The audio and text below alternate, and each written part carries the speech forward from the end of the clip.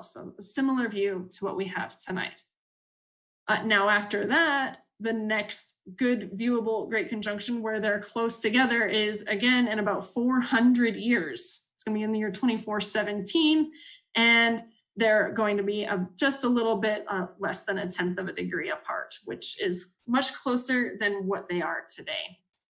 So I don't plan on living that long, but some of you all might, so I'm sure it'll look really good.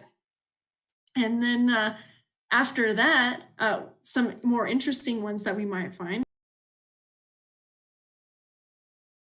So 5,000 years in the future, they're actually going to transit.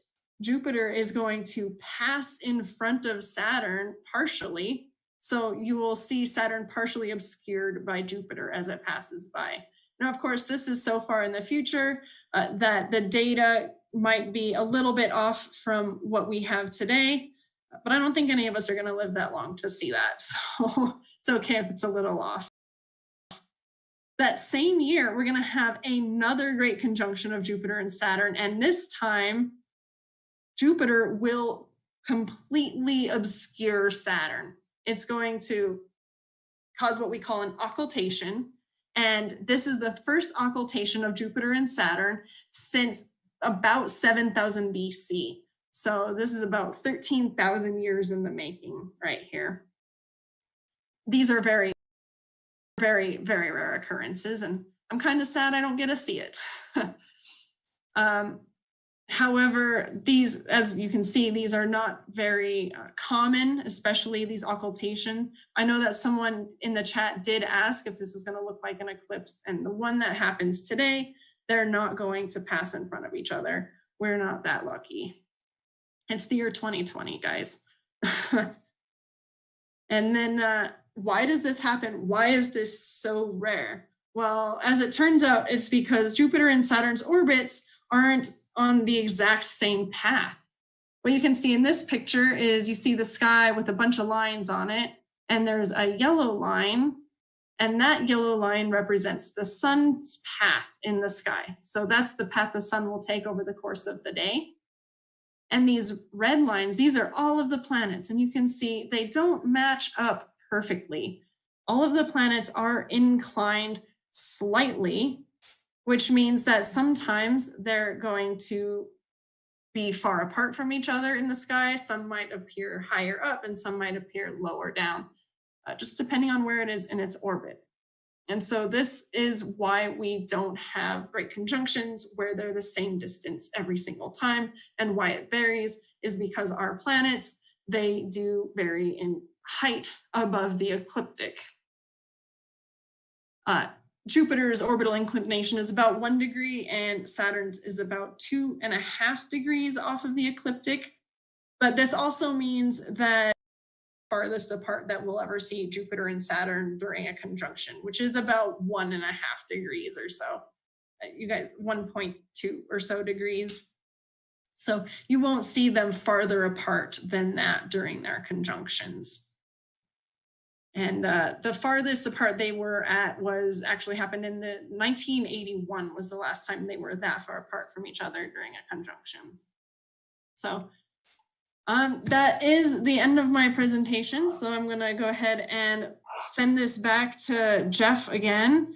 And I want to thank everyone for listening to me. Okay, thanks a lot, Jose. And we'll have Jose back a little later in the show. Just for a recap, one thing we know with these live streams, people are dropping in and dropping out the whole time. So we're going to sort of go back over things a couple of times as we go through the show, just to make sure everybody gets the same information. And I'll just remind everybody, in case you just joined, maybe in the middle of Jose's talk, what you heard there were, I saw a question in the chat. Do we need a telescope to see this? And Jose addressed that. You do not. The Jupiter and Saturn are clearly visible without any optical aid at all. You don't have to go out and look tonight. I understand from the chat, it looks like it's not a very nice night for observing in Pittsburgh. Sorry to hear that. New England doesn't sound very good either. It's beautiful. I saw someone check in from Cordes Lakes, Arizona. Hello, you're just down I-17 a little ways. It's a beautiful night here, as you can see from our live view here. if you can't observe it tonight, you can go out over the next couple of weeks. Saturn and Jupiter will be drawing slowly further apart. Tonight is the closest approach, but still a pretty impressive sight. And if you go out shortly after sunset, you don't have to be in Arizona or any particular place or another. Within the couple hours after sunset, in dusk right over there in the southwestern sky, two very bright but fairly distinct seeming stars, actually the planets Jupiter and Saturn, very closely in conjunction. And frankly, I don't know, as Joe's pointed out, there will be another one of these. These conjunctions happen every 20 years. It's much less frequent that they're really close. So 75-41 for a next really close one. And I don't know. I would suggest let's keep up a really healthy diet and a good exercise regimen, and maybe we can all get back online in 75-41 and really enjoy that one. With that, let me go back over to the feed right now. So what you can see, if you've been watching for the last half hour, right now we're looking at an image from the 4.3 meter Lowell Discovery Telescope. I actually got an email from one of the members of the Lowell Advisory Board, hello Leo, asking if we could have an image from the Lowell Discovery Telescope. Ask and ye shall receive. Here it is. You can see Jupiter down there at the bottom with its cloud belts clearly visible, and the Galilean satellites in a slightly inclined plane there.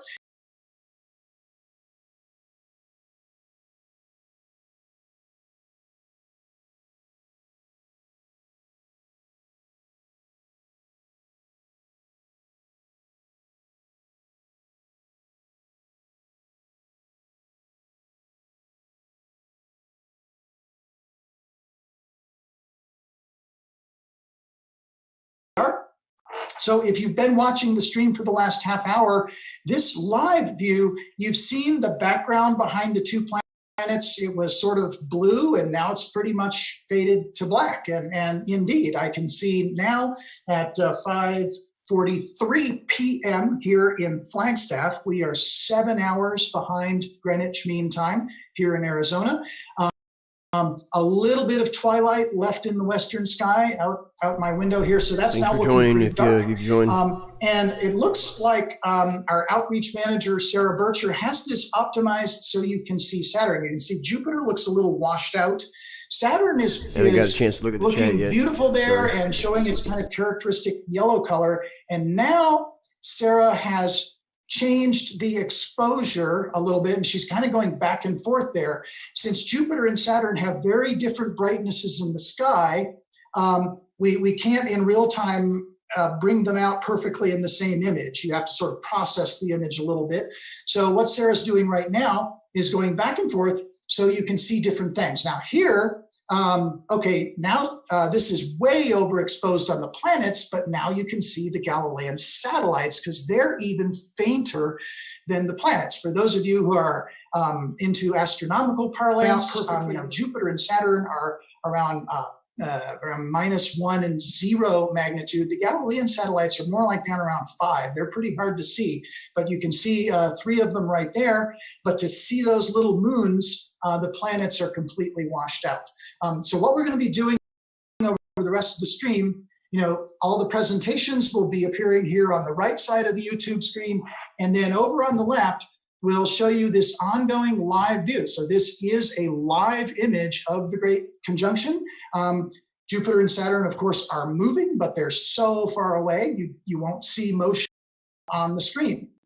Now, I think it's kind of neat there that Sarah changed the exposure so you could see the moons. Jupiter has these 4 large satellites. Saturn has a couple of really big ones, but they've got this incredible large fleet of moons around them, easily the largest moon systems of any planets in the solar system. And it just so happens that here at Lowell Observatory, we have a planetary scientist who is an expert on icy moons of the outer solar system. And the planets are kind of getting all the attention, but we thought we really should give a nod to the poor little moons that didn't get ignored during all of this, but they're incredibly interesting objects. And Dr. Jennifer Hanley is with us here tonight, and she is an expert on all things about these moons, and she's going to talk to you a little bit about that. So I'll pass it off to Jennifer. Thanks, Jeff. Happy to be here. So I'm going to talk a little bit about the moons of Jupiter and Saturn. Here you can see these are the 4 largest Galilean satellites here with Jupiter. And then we just saw in the live stream that you could actually see these with just a low-powered telescope or binoculars. And then here is a collection of some of the moons of Saturn, the largest being Titan. And again, with a slightly better telescope, sometimes you can even see Titan. So I wanted to just start with a couple images that show the scale of these different planets and their moons. So on the top here, we have the sun and the 8 planets here, of course, Jupiter and Saturn being the 2 largest. And here you can see Earth in relative size. And then on the bottom, we have the rocky planets and moons. So again, we have Earth here, and you can see that Ganymede, which is the largest natural satellite in our solar system, is only just slightly smaller than Mars. And then both Ganymede and Titan are even larger than Mercury. And then we have Callisto, Io, and Europa, which are the other moons of Jupiter that I'll be discussing a little bit. Europa is about the same size as our own moon. So here's a really nice video. It's actually a collection of photos that are taken by the Juno spacecraft as it was approaching Jupiter. So you can see here how the moons, the 4 largest moons, are actually orbiting Jupiter as we are, as the NASA mission is approaching to get into orbit. We have another image here showing Cassini. This is taken from Cassini, which eventually was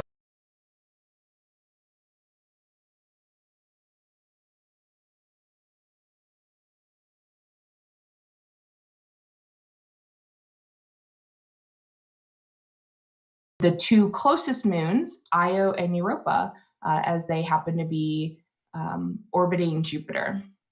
So we have the 4 Galilean satellites here, Io, Europa, Ganymede, and Callisto, and they all orbit Jupiter in a resonance. So Io orbits 2 times for every 1 time that Europa does, and Ganymede does for every once for every 4 times that Io does. And so you can see here as it's going around in circles, and when it becomes highlighted, that's when they are all in line with each other and being pulled by the tidal forces. And these tides provide a lot of friction on the interiors of these planetary bodies, and it creates energy. So Io is actually the most volcanically active body in our solar system, and it's so active and it's so hot that you can actually see these volcanoes from Earth. One of my favorite images here, it was taken by New Horizons, another NASA mission that flew by Jupiter on its way to the outer solar system. That's very common. A lot of the missions use Jupiter as a gravity assist. And so here we see Tavashtar volcano as it's erupting in a sequence of images as New Horizons is flying by. So Ganymede and Callisto, those are the 3rd and 4th moons from Jupiter. Ganymede is the largest moon in our solar system. They both have a subsurface liquid water ocean below their rocky and icy exterior. But the one that I really want to talk about that I find most interesting is Europa. So here you can see this is an image taken from Galileo. It is, you can see here that Europa is a lot of water ice, but there's also these reddish materials, and that's possibly due to irradiated salts. So if we zoom in on some of the white parts of it, we see lots of really interesting geology. We see these lines that cut across the surface. We see these blocky parts of it here. If we zoom in even further, you can see this is called the chaos terrain.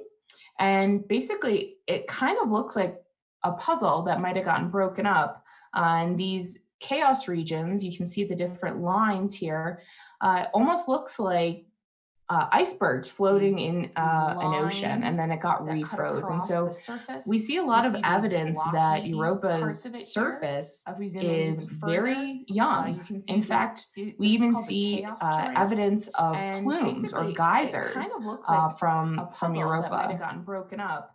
And so all this evidence points to a very young surface and a subsurface ocean beneath the ice crust. And salts are really important for understanding the stability and the habitability of that liquid water. So if you look at a cartoon that shows what Europa, the structure looks like, we have the ice crust on the surface, that subsurface liquid water ocean, and the rocky mantle. And it's possible. Please hit the like button and share if you can. That'd be appreciated. Thank you. We have these at depth in Earth's oceans.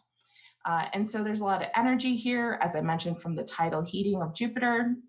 And Europa is probably one of the best places in the solar system to look for life outside of our own planet. So some of the research that I've been working on is to observe Europa with the Lowell Discovery Telescope using different spectrometers. So looking in the visible and near infrared wavelengths to try and identify what salts are present on the surface, and that'll help tell us what salts are in the subsurface ocean and how habitable that ocean is. This is all preparing for NASA's Europa Clipper mission, which will be launching in 2024. And that'll be really exciting. We'll see lots going on here. So moving on to Saturn and its moons. Here we have a cartoon of the Cassini-Huygens mission that orbited Saturn for a long time. One of the big discoveries from Cassini was one of these moons called Enceladus. So Enceladus is a very, very icy moon. It is almost entirely pure water ice. In fact, it's just pure water ice. It's so reflective. It's almost 98% reflective of the sun. If you had it in the sky next to our moon is only about 35% reflective, and this is 99% reflective. And so it would look almost as bright as the sun because it's reflecting all that sunlight. So Enceladus is a very, very interesting moon. You see here these like bluish regions, these lines down here, those are called tiger stripes. And when Cassini flew by really close to Enceladus, it actually saw plumes coming out of these cracks in the surface. And so this is spewing water ice and water vapor out into the solar system. It's actually contributing to Saturn's E-ring. Here's a cartoon of what that might look like in the interior. So we have this rocky material in the middle here. We have a subsurface liquid water ocean again with some maybe heat plumes coming again from the tidal heating of Saturn. And then you can see these cracks in the ice crust and plumes coming out. So again, this is one of the really interesting moons for astrobiology. And then lastly, I wanted to talk about the largest moon of Saturn, that's Titan. Here you can see an image that was taken by Voyager 2, and here's one taken by Cassini a few decades later. And you can see that from the naked eye, it looks very hazy. And that's because a lot of these hydrocarbons or methane haze is in the atmosphere and you can't see through down to the surface. So we sent a probe called Huygens to land on the surface. So you can see here, this top image is showing the atmosphere. And as it gets closer and closer to land on the surface, the image here on the right is from the surface of Titan. And we can see that there's lots of Thanks for everybody being here in the chat. Appreciate it. Rocks now I can see the chat. I got it on the screen. 5 inches, 8 centimeters in diameter. And it kind of looks like it landed in a floodplain. And the really interesting thing is it's not liquid water on the surface of Titan. It's actually liquid methane. I saw a satellite traveling at high rate of speed. Must have been one of Elon's, whatever the hell they were calling it, Starlink. That haze. It was going pretty fast. So I thought I'd come in and report on this anyway. We can see the lakes, the darker regions here. And then on the right is a radar image. And so we can peer through the haze and see the surface with the other wavelengths. Now, Titan is really interesting because it is the only other planetary body in our solar system that has liquids on the surface. But whereas Earth is, ranges from 0 to 100 degrees Fahrenheit, Titan is very, very cold. It's minus 300 degrees. And so it's 90 to 95 degrees Kelvin. And I also just wanted to mention that Titan also has a 1.5 bar nitrogen atmosphere. Earth also has a nitrogen atmosphere. Our atmosphere is about 1 bar at sea level. So that's similar, but it's much colder there. And so we have this methane cycle. So methane behaves very similar on Titan as water does on Earth. So you have these methane lakes, they evaporate, you get methane clouds, and then it rains. And so you actually get this whole cycle similar to how water behaves on Earth. And this is going to be really interesting because NASA is sending another mission to Titan called Dragonfly, and it is a dual quadcopter. So it'll land on the surface. This is going to land in the equatorial regions in the dunes to understand what happens when the methane breaks down in the atmosphere and understand what the water ice is doing on the surface. And so it's actually going to fly from landing position to landing position and take measurements once it's landed. And this is launching in 2027, arriving in 2036. So in the meantime, I have been using the Astrophysical Materials Laboratory at Northern Arizona University here in Flagstaff to replicate the conditions that we see on Titan and actually look at the liquid methane and ethane and try and understand what is happening in these lakes. So here you can see is a picture of our lab. You don't need a telescope to go out and look in the south, I think southwest sky. You can see them without a telescope, Saturn and Jupiter. Some pictures of our samples. And I just wanted to show a little bit about the methane and ethane. If we mix them together and we cool the temperature, you can start to get different types of ice crystals.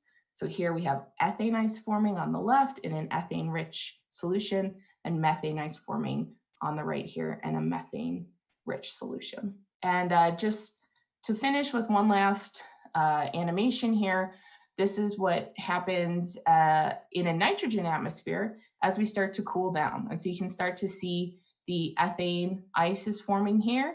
And as we get to really, really cold temperatures, colder than what would happen on Titan, but so we kind of do this fundamental research to really understand the conditions so we can apply it. You can see that the ice completely covers the cell eventually.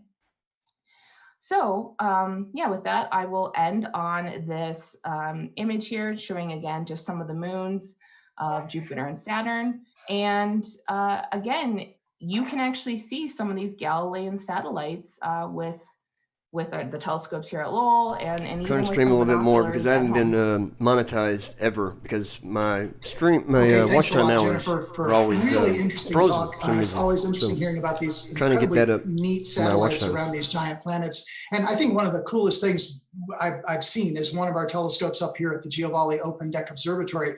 There was one night where we must have seen 5 or 6 of the satellites around Saturn, and you could just see the whole system.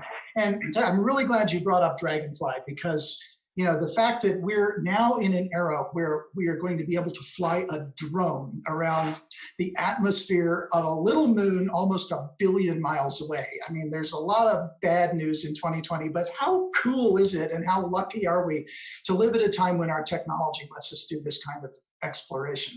Absolutely. I'm so excited for it. Yep. Okay, well, thanks a whole lot. We did actually, one question floated by the chat a little while ago, and actually it was a comparative question between Jupiter and Saturn, asking if Jupiter's gravity has any impact on the rings of Saturn. And I'll just let you maybe answer that one. Sure. So Jupiter's gravity does not have any effect on the rings of Saturn. They are actually very far apart in space. They just look very close together in the sky because of the apparent, the way they look together. So Jupiter's gravity does affect all of the other planets because it is the biggest planet in our solar system, but it wouldn't affect the rings of Saturn. Right. It's a gas planet. Thanks. And in fact, I guess when we see all this keep all the magnificent, asteroids complicated away from structure Earth. we see in Saturn's rings, that's its own gravity plus all the little tugs from the moons pulling these neat features into the rings. Yeah, there's some really, really cool pictures that Cassini took of these tiny, they're called shepherd moons. And so they're these tiny little moons, and they go along the inside or outside of the rings of Saturn, and they actually shepherd the ring particles into a really nice shape. It's really cool. I encourage people to go look those up. Yeah, and they're right on the web. It's NASA imagery. It's out there. It's public domain for you to enjoy and for all of us to learn from. Okay, thanks a lot, Jennifer. Great talk. Thank you. Okay, so now we will continue. I'll give you a quick update on where we stand and just a few recaps from some of the earlier presentations. What you are seeing right now on the left side of the screen, again, this is our live view. I did see a question go flying by in the chat. Are these actual pictures? And yes, it is. This is right here live from the Giovanni Open Deck Observatory. If you look carefully, you can see Jupiter at the left, Saturn on the right, jumping around a little bit. This is atmospheric turbulence starting to get into the picture because they're getting very low in the western sky now. In fact, we're only going to be able to observe them from the Giovanni Open Deck Observatory for about another 15 to 20 minutes before they start to get into the trees. We do have a second telescope, though, set up to provide live views that's just starting to come in from out at the Lowell Discovery Telescope. It's not the LDT itself. There it is. Live view from the Lowell Discovery Telescope. This is our electrical engineer, Mike Collins, has a 5-inch refracting telescope set up out there. And there you can see Jupiter down at the bottom, Saturn up at the top. Again, jumping around a little bit because we're looking through fairly low in the west and through a lot of atmosphere. But these are indeed live pictures. And to recap a few things I've seen go by, you don't need a telescope, provided it's a couple hours after sunset. So if you are in the Western United States, if you're in California, I just saw somebody say, I saw it with my own eyes in Phoenix, meaning you can see this because Phoenix is not the absolute darkest of skies, about 120 miles down the road from us here in Flagstaff. One question, are the planets actually going to meet? And we addressed that in the previous segment, but I know that people are coming in and out of the feed. They're not actually going to come together and eclipse one another. That will happen in the year 7541. So as noted, watch our website and we'll do a live stream for that one in 5,500 years or so. Let's see. It's great to see everybody from all over the world. Unfortunately, it appears, and I was absolutely shocked to see the comment that it's raining in Seattle. And I love visiting Seattle. It's a lovely city to visit, but I don't have a lot of trouble believing it's raining there. A little later in the show, you're going to hear from our astronomer, Dr. Joe Lama, who's a native of the UK. Apparently, it's cloudy there too. Again, perhaps not shocking, but I'll say hi to everybody from Brazil and Sierra Vista and Colombia too. In. It's great to have so many of you from around the world. So we actually, so this live view we're showing you right now is from near the Lowell Discovery Telescope. We also have an image that we took with the Lowell Discovery Telescope. Maybe we can switch to that one very quickly. There it is. So we took this yesterday. So this is an image of Jupiter and Saturn by our astronomers Stephen Levine and Amanda Bosch. You can see Jupiter there at the bottom, showing the cloud belts in its atmosphere pretty clearly it looks like 3 of the Galilean satellites there.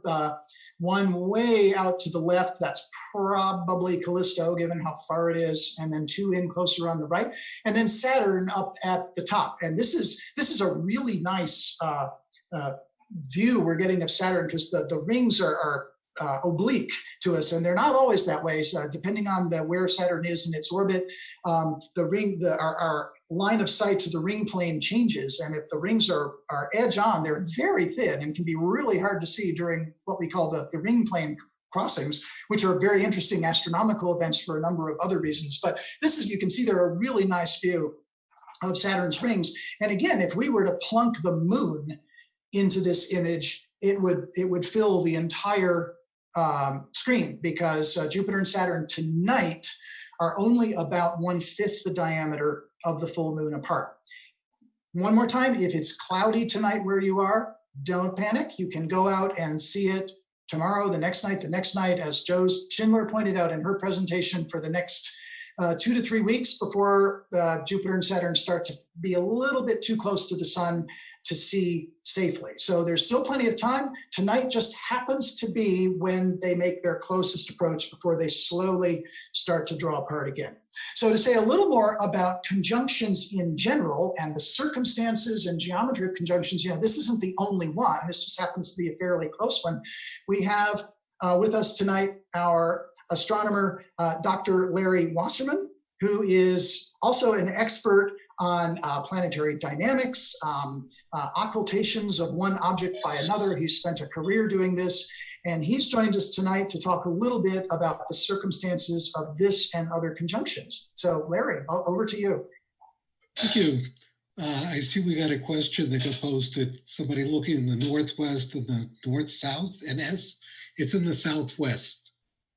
So that's where you want to look. Okay, conjunctions. There's a formal astronomical definition for conjunctions, which is that they're when the 2 objects that conjunct, that's not a word, are at the same astronomical longitude, called right ascension. But you can be casual about it and say that a conjunction is basically when any 2 or more planets appear in the same general region of the sky. Why is this one a great conjunction?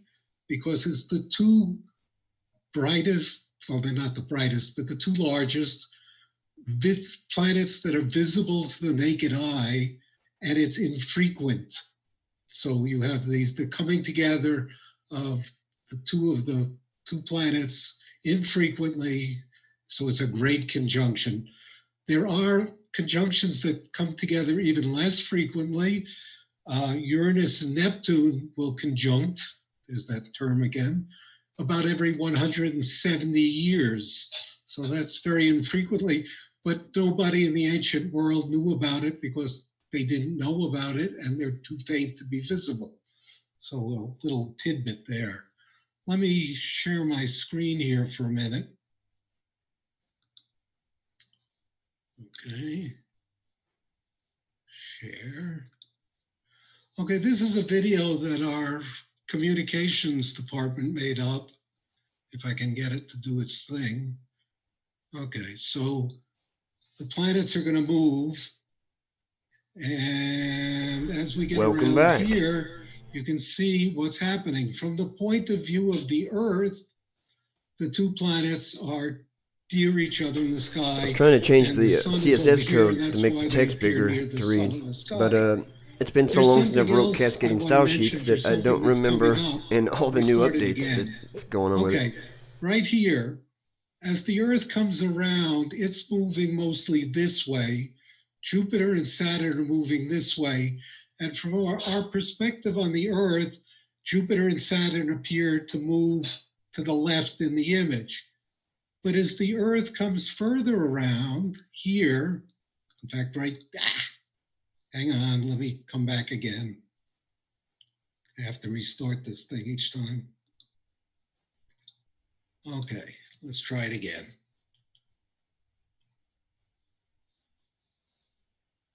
Oh, that's the other video, which shows, let me go back to the first. Sorry about that.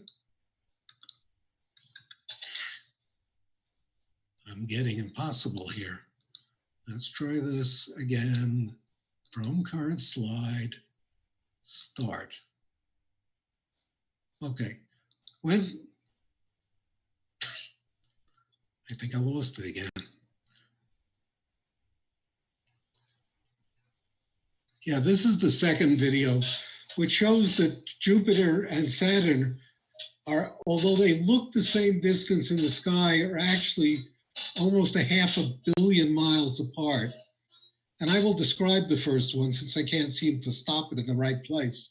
As the Earth and the Sun and the planets are in a line, the Earth overtakes both Jupiter and Saturn and goes past them. And our view of them is much like the view when you're on a train and you're passing another train next to you. It looks like the other train is going backwards. And at that time of the part of the orbit, it looks like from the Earth that Jupiter and Saturn are moving backwards to their normal motion in the sky.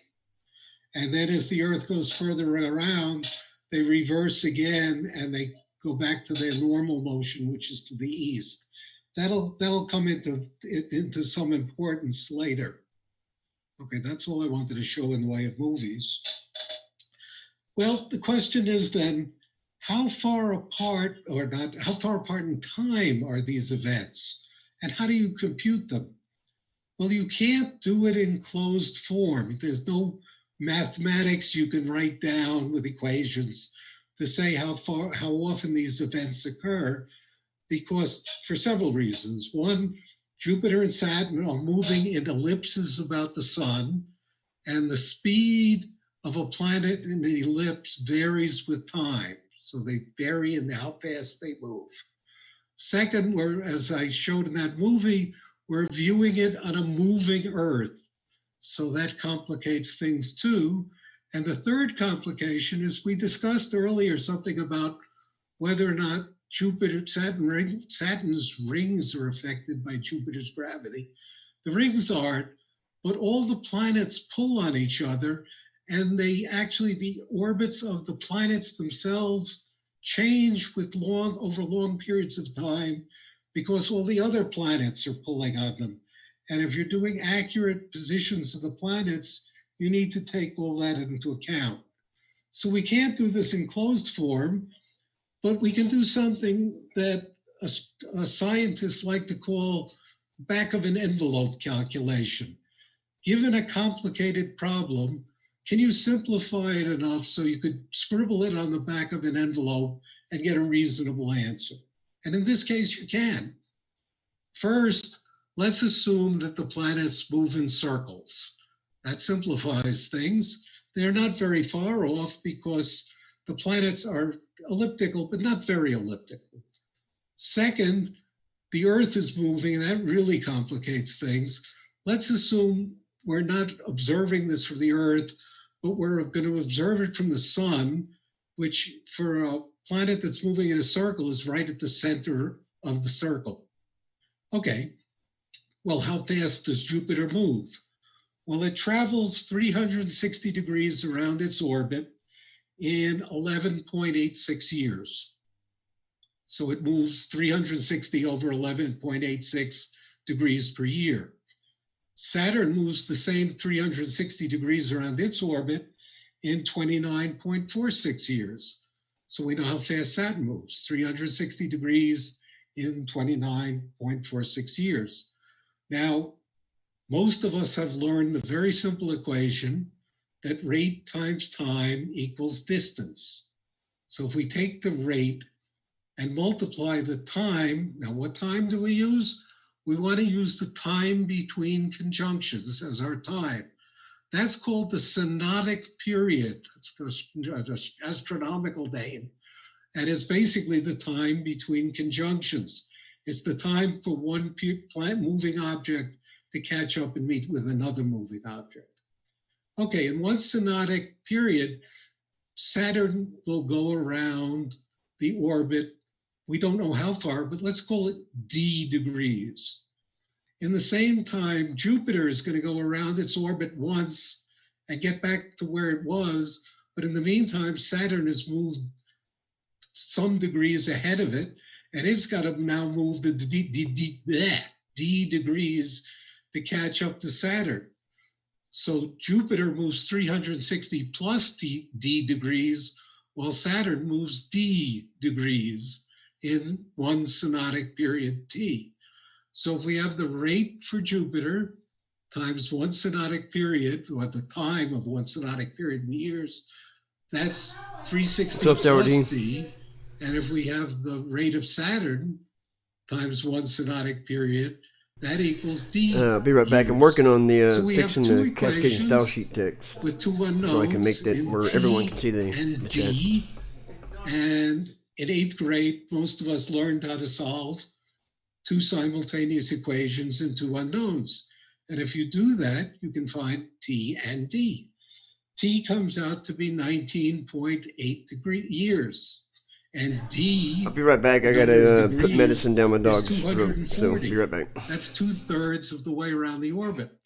So between conjunctions, Jupiter moves one time around the sun plus 240 degrees, roughly, and Saturn moves 240 degrees, and it takes about 19.9 years.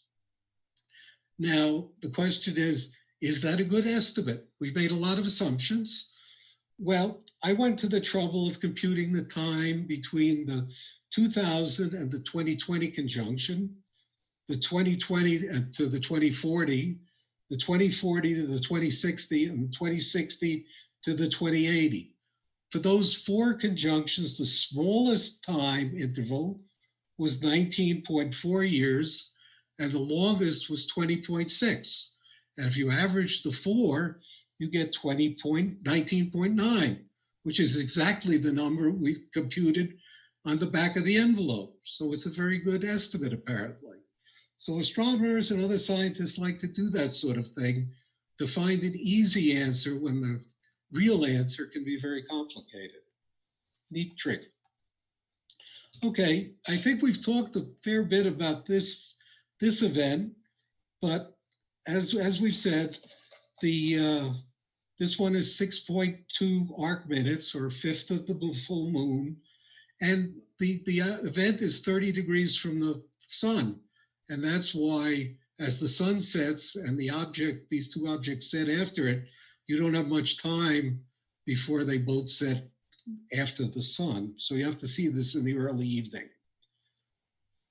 I point out that after the minimum tonight, they will stay at least. You can actually see the Saturn and Jupiter in the southwest. 26th of December. Yeah, southwest. So even if you don't make it outside hemisphere till Christmas night or even the day after, they'll still be within one lunar diameter of each other. So you still get a reasonably good view of the conjunction. Now, Jupiter and Saturn are bright enough to see in the daytime with a telescope. In fact, I looked at them through a telescope this afternoon. The problem is you can't see them by eye, and the only way to point the telescope at it is to have a telescope that's controlled with a very clever computer that can compute where in the sky these objects are, point the telescope at it, and you look in the telescope and you go, oh, there they are. So you couldn't find them by eye. I note, for instance, this Venus, if you know where to look, you can see it in the daytime, but Jupiter and Saturn are much harder. So you might manage Jupiter, but you certainly couldn't see Saturn. Okay, Joe's talked about previous events. The last one this close, as she said, was in 1623, where the two planets were only 13 degrees from the sun. That's hard even with a telescope, even a computer-controlled telescope. And in 1623, the telescope had been invented only 10 or 12 years earlier, and there were very few of them that were computer-controlled. So that was a hard thing to do. And as Joe said, the one before that was in 1226, which was 40 degrees from the sun and only 2.4 degrees arc minutes apart, or a third of the distance this one's apart. That's very impressive. Oh, I had one more fact here. This one is the 8th closest to the sun in the years 0 to 3,000. So in a 3,000 year period, this one is the 8th closest, which is not bad.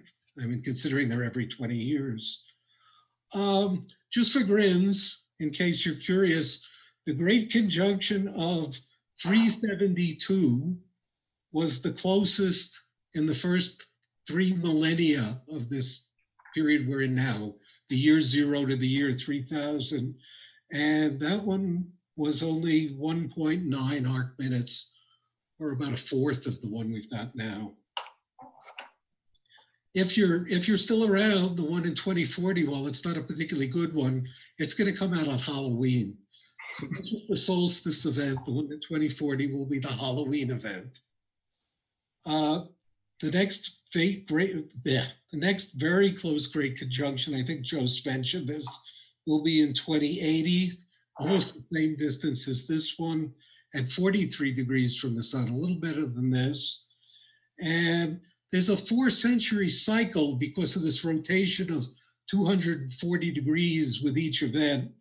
And after you get a couple of close ones, it'll be 2417 before we start. Is that better? Is that easier to read now on the screen? It's see-through, and it's also the a lot bigger. And Joe's sort of mentioned this a little bit, is that if you have 2 circles on a sphere, they intersect in one point and they're as far apart as they're tipped from one another. So as she said, the largest separation occurs when the 2 circles are furthest apart, but they can be 0. And that's the time, if it happens to be there, that's when you can get these very rare events where Jupiter actually passes in front of Saturn, the last one being in 6,000 something BC and the next one being in 7,500. And Jupiter can actually cover Saturn, and it'll disappear for a little while, a few minutes probably. And I think I will leave it at that. Okay, thanks, Larry. Yep, and we're fortunate now to have this really close one. Yeah, 372. Yeah, that was a good year. I remember that one, and look forward to some of the ones coming up. Right. Okay, so now we are. You were just mentioning some of the things that Joe's Schindler had been pointing out, and we are going to go back to her for a very quick recap. I know that people come in and out of the stream as we're broadcasting, so we're going to go briefly back to Joe's for a quick recap of the general circumstances of what's going on tonight. Yeah, hi, thanks, Jeff. Let me go ahead and get my thing showing up for you guys again so you guys can see it.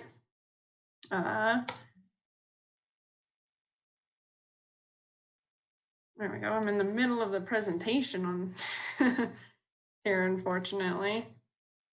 But yeah, so I'm going to recap what's going on with this conjunction. I am trying to follow the chat pretty closely there. Sorry,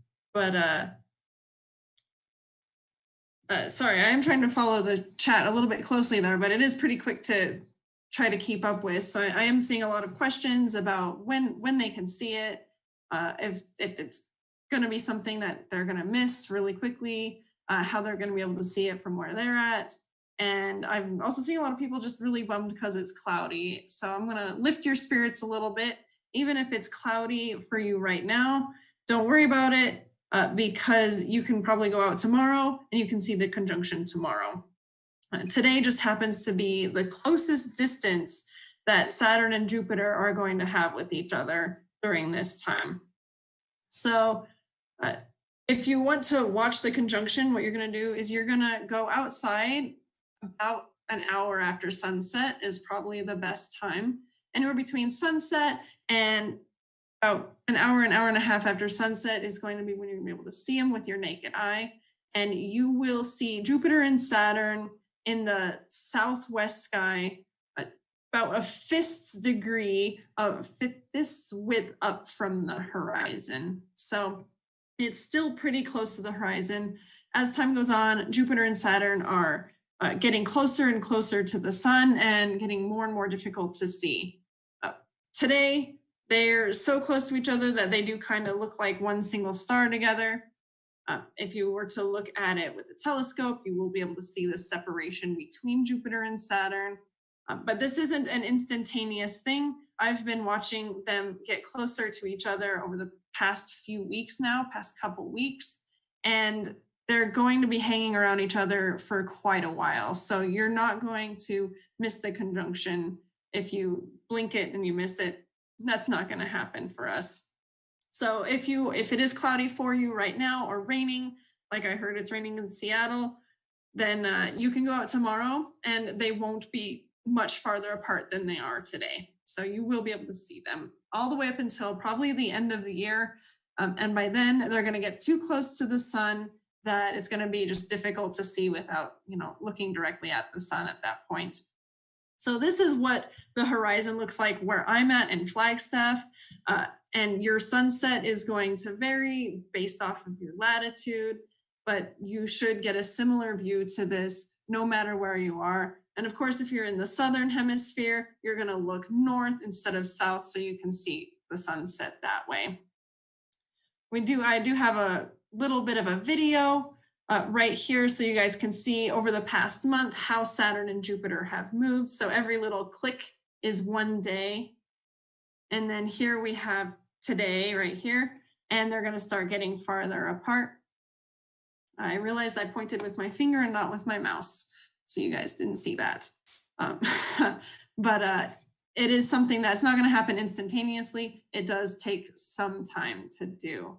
And just like you can see in the feed, you can see Jupiter and Saturn on the screen, and I'm not too sure which image you're getting right now, but you will be seeing them. They'll look still like this. They're not moving so quickly from our perspective that they're going to zoom by each other. And just to reiterate, Jupiter will not be eclipsing Saturn. It's not going to be passing in front of Saturn at all this millennium. You'll have to wait until about 7000 AD to be able to see Jupiter eclipse Saturn. So this is as close as they're going to get, is about a fifth the width of your pinky at arm's length. And the reason that this is happening at all is as Jupiter and Saturn go around the sun, from our perspective, it looks like Jupiter is passing Saturn by. But in reality, Jupiter is about half the distance to the sun as Saturn is. Saturn's about twice as far away, which means Jupiter and Saturn, they will not be colliding. Jupiter's about 500 million miles out, and Saturn's about 1 billion miles out. So there's no way that they're going to run into each other or really do much to affect each other at all. It just happens to be, from our line of sight, they look like they're lining up. It's a matter of perspective. And then these conjunctions, they happen every 20 years, although you've probably been seeing, oh, this is a once in a 400-year event.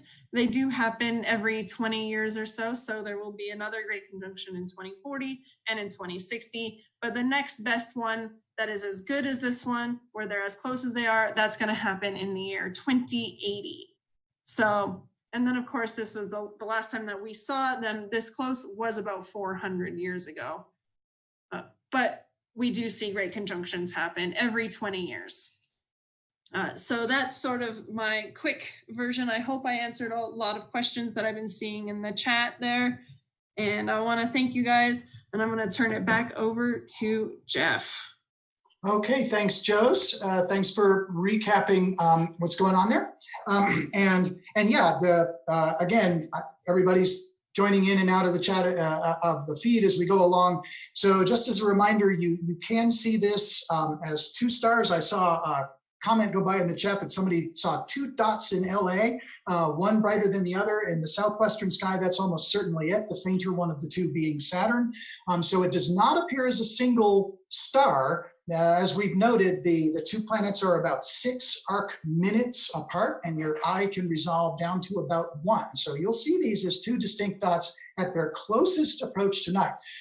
So what we've got on the feed for you right now, this is a live view from a telescope near the Lowell Discovery Telescope. Our electrical engineer Mike Collins is out there collecting this view for you. You can see Jupiter toward the bottom of the screen and Saturn near the top, much fainter, and that's because this is a live view, and Saturn actually is quite a bit fainter than Jupiter. If you go outside and look at this phenomenon in the sky, you'll clearly see that Saturn appears quite a bit dimmer, even to your eye. It's great to see so many people from around the world. Say hi to our friends at Mexico City. I guess it's cloudy in Mexico City. Sao Paulo, Brazil, hello. And the Philippines, where it must be about midday on the 22nd at this point.